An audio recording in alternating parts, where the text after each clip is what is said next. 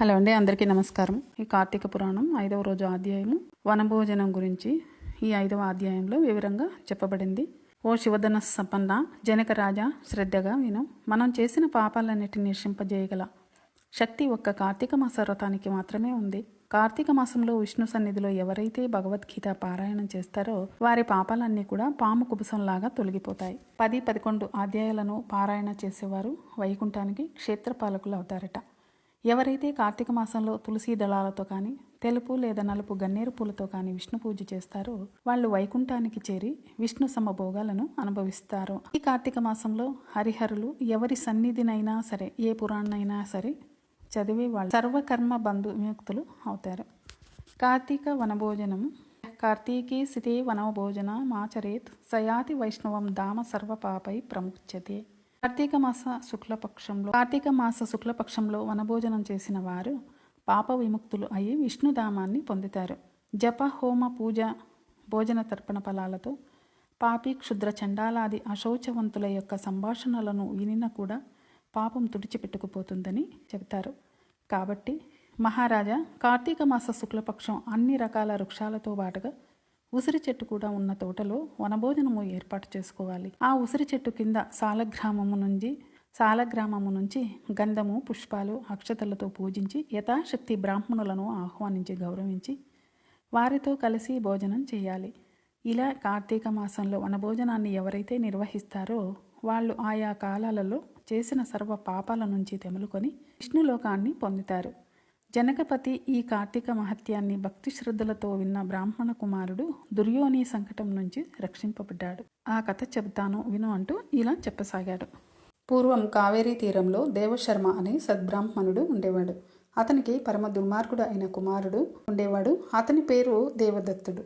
అతగాడి దుష్ట ప్రవర్తనలను గుర్తించిన తండ్రి అతగాడిని పాప విముక్తుడిని చేయాలని సంకల్పం చేసుకుని, ఆయన రోజు కార్తీక ప్రాతస్నానాన్ని ఆచరించు, సాయంకాలమున హరిసన్నిధిలో దీపారాధనం చేయి, ఈ విధంగా కార్తీక వ్రతాన్ని ఆచరించి ధన్యుడివిక అని చెప్తూ ఉండేవాడు. కానీ ఆ దుర్వర్తనుడైన ఆ బ్రాహ్మణ పుత్రుడు తాను అటువంటి కట్టుకథలను నమ్మనని, కార్తీక వ్రతాన్ని ఆచరించనని తండ్రికి ఎదురు తిరిగాడు.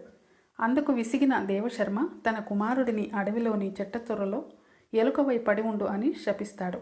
శాపానికి భయపడిన ఆ బ్రాహ్మణ కుమారుడు తండ్రి పాదాలపై పడి తనకు తరుణోపాయము చెప్పమని కోరగా, ఆ తండ్రి, నాయన, నీవు ఎప్పుడైతే కార్తీక మహత్యాన్ని సంపూర్ణంగా వింటావో అప్పుడే ఆ ఎలుక రూపం తొలగిపోతుంది అని శాప విముక్తుని అనుగ్రహిస్తాడు.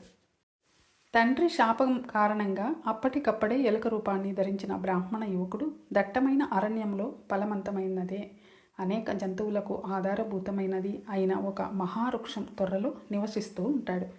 ఇలా కొంతకాలం గడిచిన తర్వాత ఒకానొక సమయంలో మహర్షి అయిన విశ్వామిత్రుడు శిష్య సమేతంగా కార్తీక స్నానం ఆచరించడానికి వచ్చి ఆ ఎలుక ఉన్న చెట్టు మొదలు కూర్చుని తన శిష్యులకు పరమ పావనమైన కార్తీక మహత్యాన్ని వినిపిస్తాడు. ఆ సమయంలో దయాహీనుడు, పాపాల పుట్ట, అడవి జీవాలను హింసించి పుట్టపోసుకునేవాడు అయిన ఒక కిరాతకుడు ఆ ప్రాంతాలకు వస్తాడు. పుణ్యపురుషుల దర్శనం వలన ఉపకారమే కానీ అపకారం ఏనాడు జరగదు. అదేవిధంగా విశ్వామిత్రుడు వంటి తపోతనులు దర్శనంతోనే రవ్వంత పశ్చాత్తాపంతోనూ జ్ఞాని అయిన ఆ కిరాతకుడు వారిని సమీపించి, అయ్యా, మీరు చెప్పుకుంటున్న కథలు ఏమిటి? అవి వింటూ ఉంటే నాకీ కిరాతక జీవితం పట్ల చిరాకు పుడుతోంది. దయచేసి ఈ రహస్యం ఏమిటో చెప్పండి అని అనగానే అతనిలోని వివేకం, వైనం గమనించిన విశ్వామిత్రుడు, నాయన, మేం కార్తీక వ్రతాన్ని ఆచరిస్తున్నాము.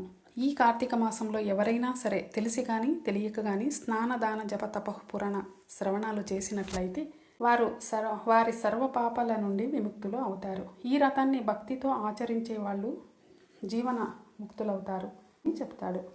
ఈ విధంగా కిరాతకుడికి చెబుతున్న కార్తీక మహత్యాన్ని విన్న వెంటనే తొర్రలో ఉన్న ఎలుక తన శాపగ్రస్త రూపాన్ని వదిలేసి పూర్వజన్మ బ్రాహ్మణ యువకుడి రూపాన్ని పొంది విశ్వామిత్రుడికి, అతని శిష్య బృందానికి ప్రమాణం చేసి తన పూర్వకథను వినిపించి ఆ ఋషుల నుండి సెలవు తీసుకొని తన ఆశ్రమానికి వెళ్ళిపోతాడు. తర్వాత ఆ కిరాతకుడు కూడా విశ్వామిత్రుడు శిష్య బృందం ద్వారా కార్తీక మహత్యాన్ని పూర్తిగా తెలుసుకోవడం వలన ఆ జన్మకి కిరాతకుడయ్యి కూడా దేహాంతరాన ఉత్తమ గతులను పొందుతాడు. కాబట్టి ఓ జనకరాజా, ఉత్తమ గతులను కోరుకునేవారు ప్రయత్నపూర్వకంగా అయినా సరే కార్తీక వ్రతం ఆచరించాలి, లేదా కనీసం కార్తీక మాస మహత్యాన్ని అయినా శ్రద్ధతో వినాలి అంటూ ఇలా చెప్తాడు. 5వ రోజు పంచమి పారాయణం సమాప్తం. ఫ్రెండ్స్, ఈ కథను విన్నారని అనుకుంటున్నాను.